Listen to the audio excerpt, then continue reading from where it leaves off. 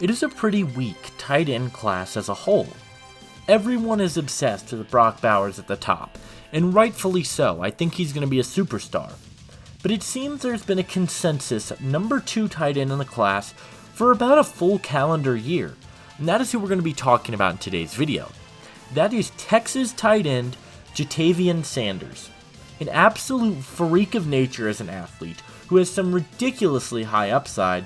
How high could this guy end up going in the 2024 NFL Draft? But hey guys, if you guys are new to the channel, consider hitting that like and subscribe button. Leave a comment and let me know which players you guys would like to see me break down in a future video.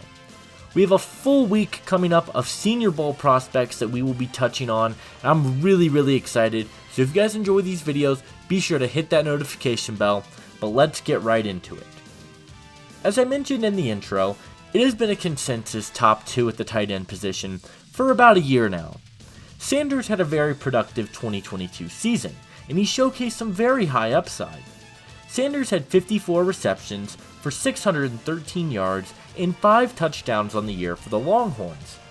He broke free and he really showcased some freakish athleticism.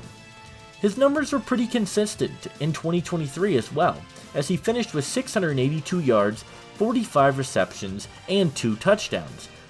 The Longhorns tight end is currently in Dallas for the Shrine Bowl and is a player I will be keeping my eye on throughout this pre-draft process. Jatavionsanders was constructed in a lab. There's really no other way to put it. This is a guy who is an absolute freak. Standing at 6'4", 243 pounds, Sanders is an absolute beast at the tight end position. He's tall, he has long arms, and he is exceptionally strong at the position. And let's not forget about his athleticism. Sanders is extremely quick and strong for the position. He is rumored to run around a 4.55, which for his size is pretty solid. He has a lot of the tools that you look for in terms of physically and athletically that make me really excited about him as a prospect. Sanders is an absolute excellent receiving threat. With nearly 100 receptions over the last 2 seasons, Sanders has shown some really nice potential as a vertical threat in the NFL. He was often pushed down the middle of the field, and he had the speed to beat the linebacker. He surprisingly showed some nice elusiveness as well, and he is a very difficult player to tackle in the open field because he is so strong and he has the power to just run guys over. He was also used as a possession guy. If you needed a first down, he was very reliable in the middle of the field, and he was going to be able to do that for you. I really liked the way that Texas used him in their offense. I also liked what Sanders did in the run game. He did a very nice job of getting to the second level or pulling on the opposite side of the line in the blocking department. He is a blocker in space, and that's what he does best. He lands some powerful blocks, and he has some long arms that he uses to get onto the defensive players, and I thought he did a very good job of that. He generated power off the run. I thought he was a solid blocker in space. There are 2 areas in particular I would like to see improve in Sanders' game. I mentioned earlier that I think he is a space blocker, and he likely will not be used as an inline tight end at the next level. When he was asked to play in line at times for Texas, he really struggled.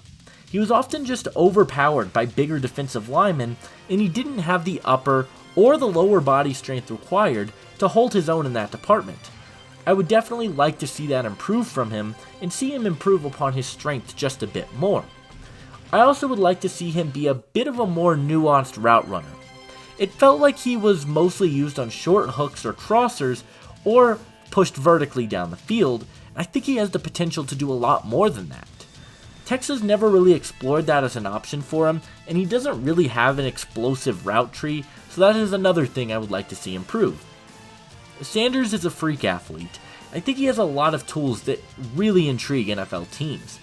He is my clear-cut number 2 tight end in the class. I was surprised when I turned on the tape preparing for this video just how wrong I was on him as a prospect when I did my initial evaluations this summer. I was definitely sleeping on him as a vertical threat. I think he could be a real stud at the next level. He is my number 42 player in the draft class. Due to his athleticism, I think Sanders would be an awesome vertical threat in a spread offense. He has the speed to beat the linebacker, and he has great athleticism to win down the field.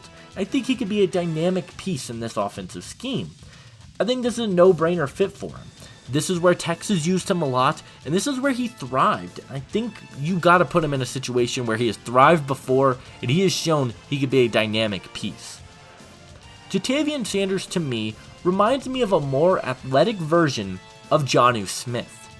We saw a bit of a resurgence this year for Jonnu Smith, mostly due to Arthur Smith's acts of terrorism on Kyle Pitts, but they both have a very similar frame and lack the ideal size to be an inline tight end.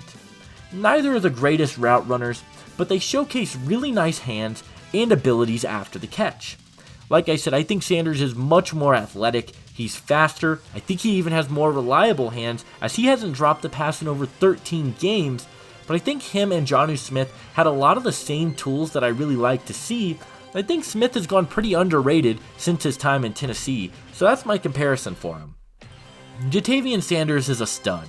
In the right scheme, I could easily see him being a Pro Bowl type of player. He's got great hands, he's reliable, and ultimately, I believe he will be a second-round pick in the 2024 NFL Draft.